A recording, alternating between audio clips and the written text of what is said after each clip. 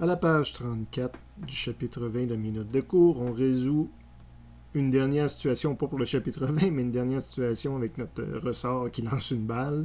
C'est la situation 4 intitulée Une balle collée au ressort et dont on peut lire le libellé à la page 350 de Séguin.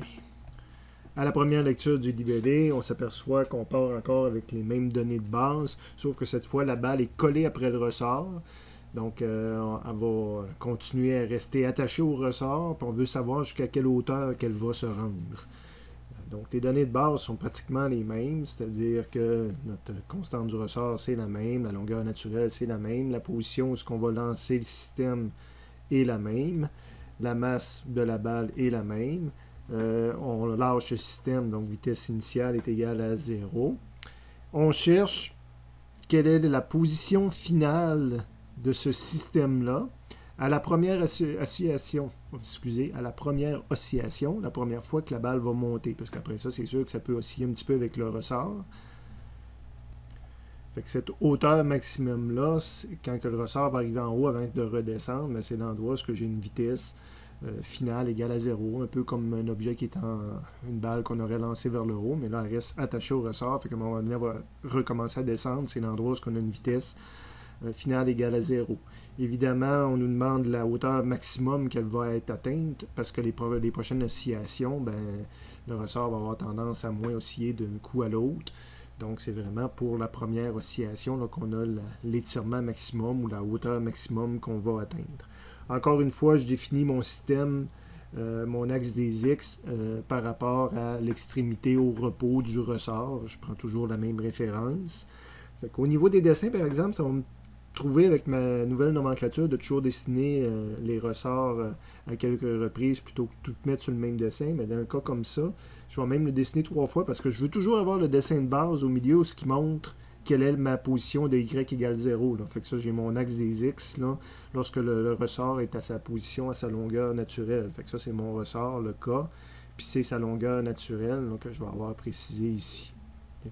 Ma situation initiale, c'est de comprimer le ressort, donc d'avoir descendu le ressort avec sa masse initialement dessinée ici. Puis ça, c'est mon E initial ou Y initial, une autre façon de l'appeler. Je lâche le système, à un moment donné, il va repasser par sa position de repos, puis il va le dépasser évidemment, parce que le ressort, il va avoir de l'énergie à ce moment-là, on va avoir une vitesse à ce moment-là. C'est pour ça que j'ai dessiné un vecteur vitesse qui n'est pas obligatoire parce qu'on ne parle pas du tout de vitesse, mais de montrer que quand j'arrive ici, l'objet est en train de monter vers le haut. Okay. Et il va se rendre plus loin. Donc, je vais avoir un étirement dans l'autre sens.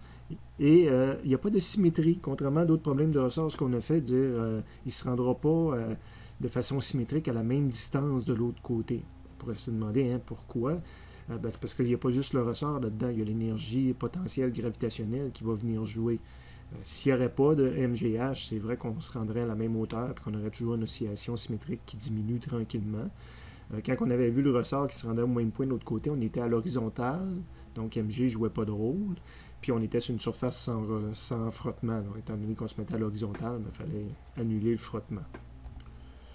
Ce qui me reste à décacher ici, c'est de dire je peux le faire sous forme de Y ou de E. Moi, je préfère aller travailler sous forme de E. Donc, je fais le tour rapidement pour être sûr que tout est illustré. Le K, la longueur naturelle, le E initial, le M, la vitesse initiale, pas besoin. Le E final est illustré, puis la vitesse finale est égale à 0, pas besoin non plus. Puis quand je dessine plusieurs dessins comme ça, je m'assure de dessiner en fonction du temps, un peu comme on le lit. Fait que ça, c'est la première, dans le temps, c'est le premier dessin. La situation a avancé dans le temps, puis avancé dans le temps. On lit de gauche à droite, donc mon temps avance de gauche à droite.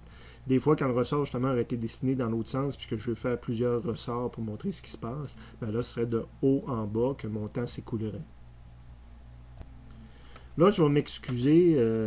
L'année prochaine, les affaires que je vais effacer sur mes feuilles ne seront pas toujours pareilles, parce que c'était pas très intelligent de ma part. Je vous explique à l'instant pourquoi, parce que là, je veux le résoudre. Je prends le principe de conservation de l'énergie, forme delta.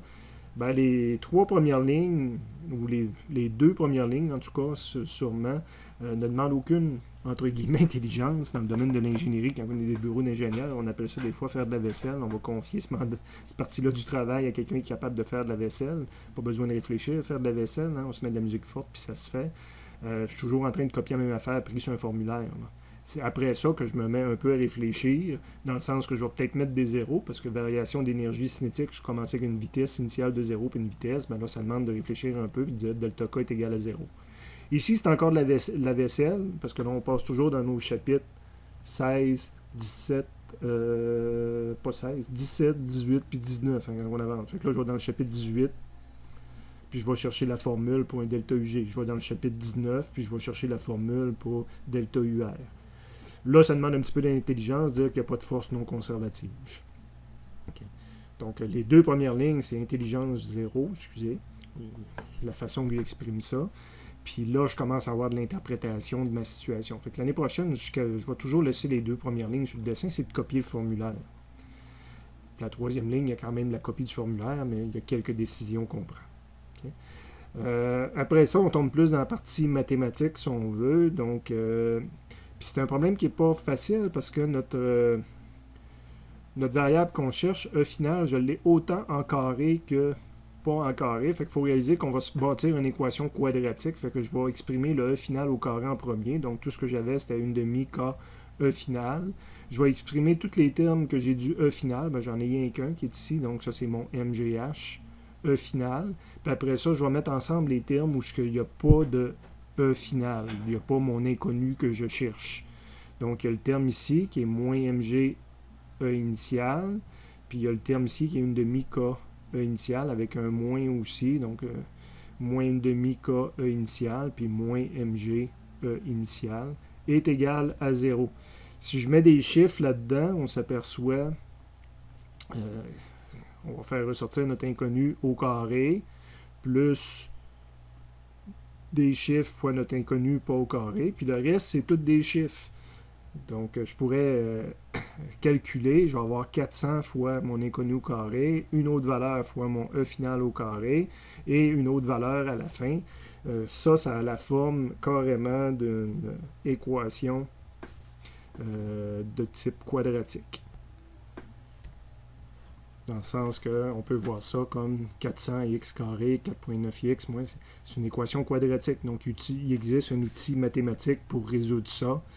C'est la solution de l'équation mathématique. Quand on a ax carré plus bx plus c, on peut trouver en faisant x moins b plus ou moins b2 moins 4ac sur 2a. C'est des mathématiques pures rendues à cet endroit-là.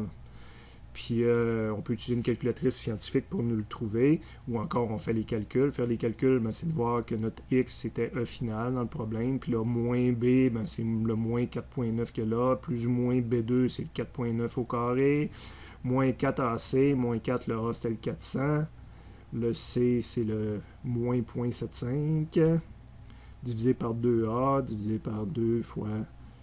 le 400, donc avec une calculatrice, je fais l'essai avec le plus, l'essai avec le moins, ça me donne 2 valeurs. Au départ, c'est pas barré, donc ça me donne 2 valeurs. Évidemment, la première valeur correspond au E initial. Donc, il y a 2 solutions où cette équation-là était vérifiée pour le E initial, cette situation-là existait. Et ma deuxième valeur que je trouve en rentrant ça dans une calculatrice, c'est ma deuxième valeur, qui ne correspond pas à ce qui est écrit dans Séguin, mais je vous rappelle que Séguin, lui, son axe des X était en bas, donc il va avoir un 0.25 de plus à sa réponse. Donc, moi, ma réponse, c'est la réponse de Séguin moins le 0.25. J'aurais pu le faire en forme delta, donc ça, c'est la partie faire de la vaisselle, excusez l'expression. Après ça, interprétation cas final, il n'y en a pas. UG final, c'est le chapitre 18. UR final, chapitre 19.